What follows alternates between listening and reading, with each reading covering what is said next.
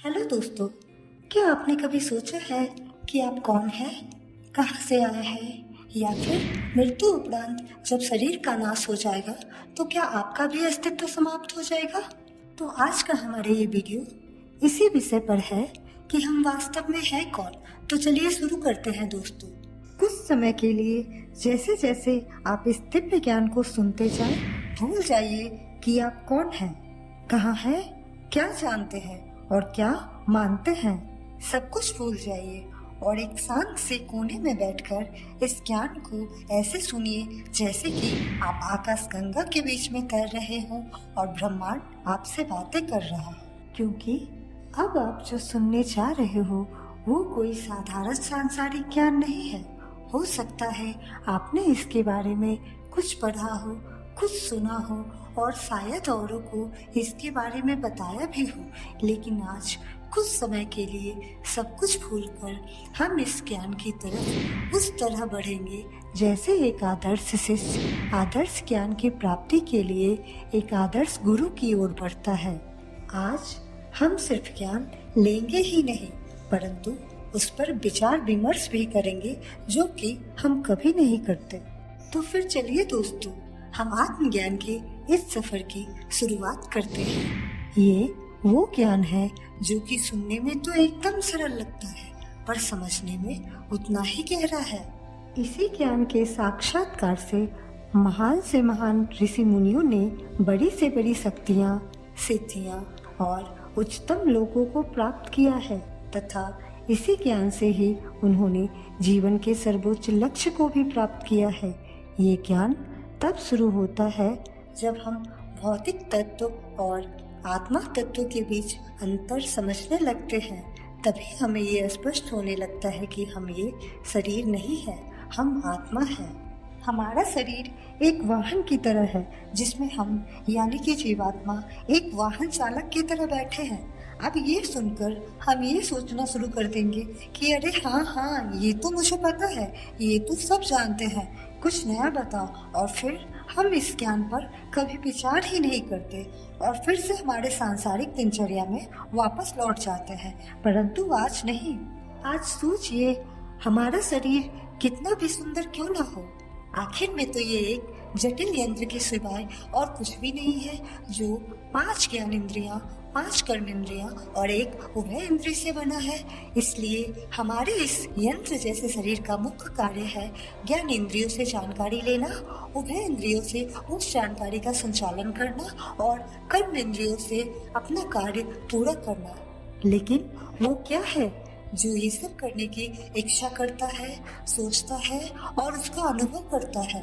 क्योंकि इच्छा करना, सोचना और अनुभव करना ये सब कार्य शरीर द्वारा नहीं किया जाता। ये सब कोई और ही करता है और वो कोई और है आत्मा। इसलिए हम अहम ब्रह्मास्मि कहते हैं, जिसका अर्थ है मैं एक आत्मा हूँ। तो हम यानी कि जीवात्मा जब इस भौतिक संसार में आते हैं तो इस भौतिक शरीर को अपनाते हैं जो कि प्रकृति के 5 प्राथमिक तत्व धरती, जल, अग्नि, वायु और आकाश से मिलकर बनी है। परंतु इस भौतिक शरीर के उपरांत हमारा एक और शरीर है जिसे हम जहाँ भी जाते हैं लेकर जाते हैं, और वो शरीर इन 5 स्थूल तत्वों से नहीं बल्कि 3 सूक्ष्म तत्व मन, बुद्धि और अहंकार से बना है।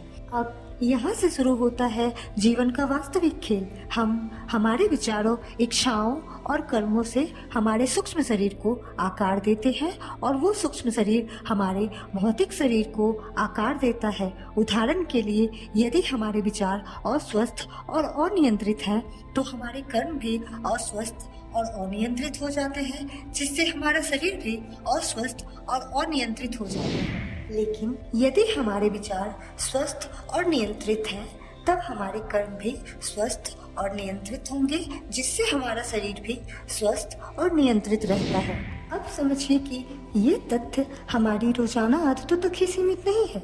ये तथ्य जीवन और मृत्यु से परे भी लागू होते हैं। आइए समझते हैं। तो भगवान ने ये भौतिक संसार इसलिए बनाया क्योंकि हम जीवात्माएं हमारी निजी इच्छाओं को पूरा करना चाहते हैं। इसलिए अपने पूरे जीवन के दौरान हमने अपनी इच्छाओं को जैसा भी आकार दिया है, उन इच्छाओं को पूरा करने के लिए जो भी शरीर सबसे उपयुक्त है, हमें वो शरीर अगले जन्म में मिलता है। उदाहरण के लिए यदि हम जीवन भर भालू की तरह सोने में रुचि रखते हैं तो हमें भालू का शरीर मिलता है, जिससे हम ज़्यादा समय तक सो सकते हैं और सोने की अपनी इच्छा को और अच्छे से पूरा कर सकते हैं। और यदि हम भेड़िए की तरह मांस खाने में रुचि रखते हैं तो हमें भेड़िए या कुत्ते का शरीर मिलता है, जो मांस खाने की हमारी इच्छा को पूरा करने के लिए ज़्यादा उपयुक्त है।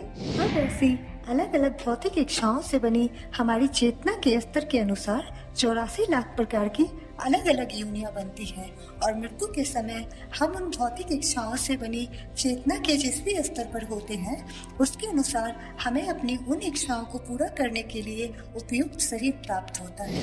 अब सोचिए, हम दिन रात हमारे शरीर को आराम प्रदान करने और सजाने हेतु निरंतर प्रयास कर रहे हैं, लेकिन वास्तव में महत्व तो मात्र हमारी चेतना की ही रहती है।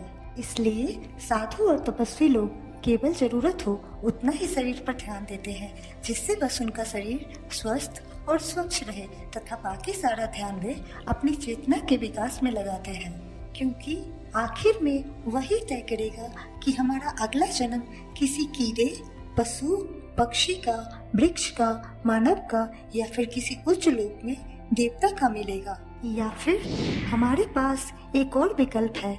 यदि हम हमारे जीवन का उपयोग हमारी चेतना को भगवान की ओर, नारायण की ओर ले जाने के लिए करते हैं, तो हम इससे कभी न खत्म होने वाले जन्म मृत्यु के चक्र से हमेशा के लिए बाहर निकल सकते हैं और अपने मूल शाश्वत रूप में हमारे शाश्वत निवास स्थान को वापस जा सकते हैं, जो है सत्य, चित्त और आनंद से युक्त परमात्मा का धाम, जहाँ हम परमात्मा से मिलकर उनमें विलीन हो जाएंगे और जन्म मरण के इस बंधन से सदा के लिए मुक्त हो जाएंगे।